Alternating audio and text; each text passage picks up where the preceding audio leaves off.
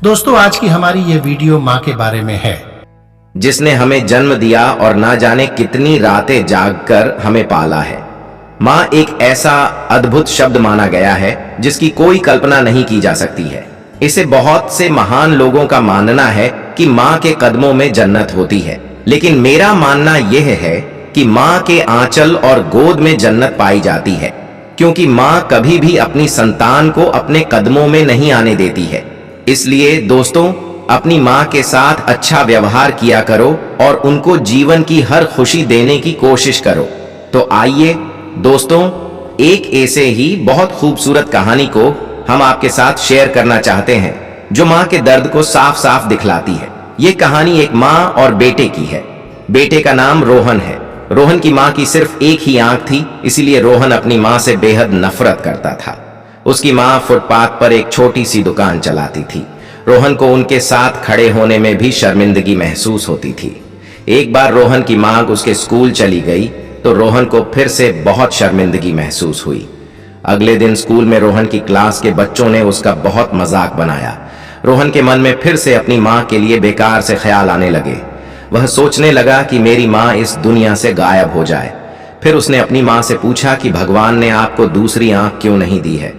तुम्हारी वजह से हर कोई मेरा मजाक उड़ाता है, तुम मर क्यों नहीं जाती हो? इतना सुनने पर भी उसकी माँ ने कुछ नहीं कहा, पर रोहन ने उसी समय तय कर लिया था कि मैं बड़ा होकर एक सफल आदमी बनूंगा, ताकि मुझे अपनी एक आंख वाली माँ और इस गरीबी से छुटकारा मिल जाए।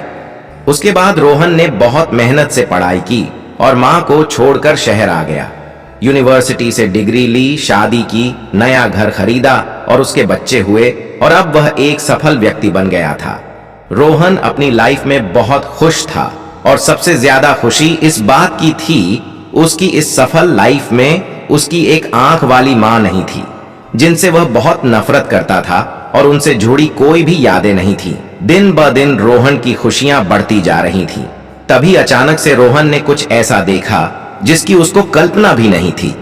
रोहन के सामने उसकी मां खड़ी थी, वो भी अपनी एक आंख के साथ।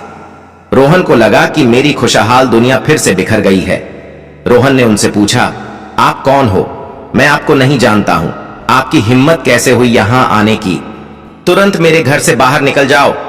मां ने जवाब दिया, माफ करना, शायद मैं गलत पते पर आ गई हूं।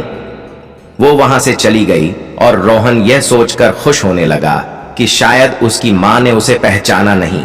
इसके कुछ दिन बाद रोहन के घर स्कूल की चिट्ठी पहुंची और चिट्ठी मिलते ही वह अपने पुराने शहर पहुंच गया। पता नहीं उसके मन में क्या आया कि वह अपने पुराने घर भी गया, जहां वह अपनी एक आंख वाली मां के साथ रहता था। उसकी मां जमीन पर मृत पड़ी थी, लेकिन उसकी आंखों से एक बूंद आंसू तक नहीं गिरा।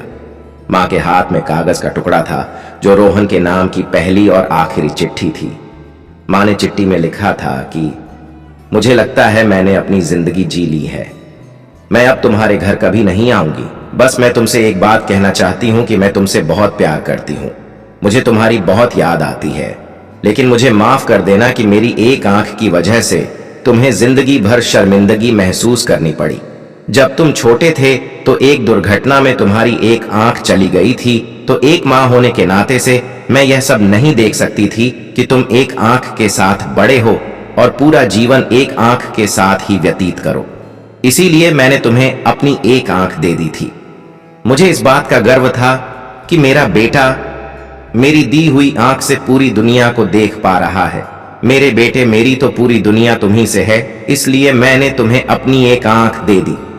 चिट्ठी पढ़कर रोहन की दुनिया बिखर गई और रोहन पहली बार अपनी मां के लिए बहुत रोया, जिसने अपनी जिंदगी मेरे नाम कर दी। मेरी मां, मुझे माफ कर दो, मैंने तुम्हारे साथ बहुत गलत किया है। लेकिन अब इन सब बातों का क्या मतलब था? उसकी मां तो उसे छोड़कर जा चुकी थी। दोस्तों, भगवान हर जगह नहीं जा सकते हैं, इसलिए उन्होंने मां बनाई है, तो उनकी कदर करे और उनको सम्मान दे। और किसी महान व्यक्ति ने कहा है कि ताजमहल सबने देखा है सिवाय मुमताज के। आप सभी लोग जो भी करना चाहते हैं वो इसी जन्म में अपने माँ बाप के जीवित रहते हुए करे और उनको हर एक खुशी दे।